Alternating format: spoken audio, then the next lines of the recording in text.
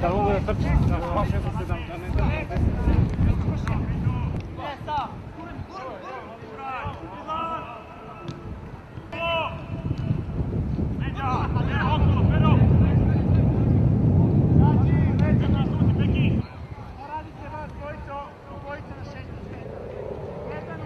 Radio u pripremnom periodu igrao izvanredno sa jakim ekipama, je pravio dobre rezultate i pokazao da opet ima dobru mladu ekipu.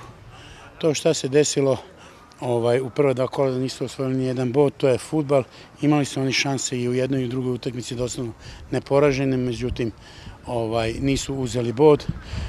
Mi im dolazimo u tom imperativu moranja po njih. Mi smo uzeli 4 boda i sigurno ćemo otići na stadion Rada da se nadigravamo sa ekipom Rada, pa iz tog nadigravanja proizađe rezultat. Ništa, svi znamo da je Rad mlada i dobra ekipa, da su prve dve utakmice izgubili i da će verovatno pokušati u toj trećoj utakmici da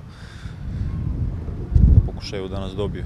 A s druge strane mi smo pokazali da u ove dve utakmice da smo igrali dobro, da smo dobra ekipa i nama je prva utakmica van Niša i ja se iskreno nadam pozitivnom rezultatu.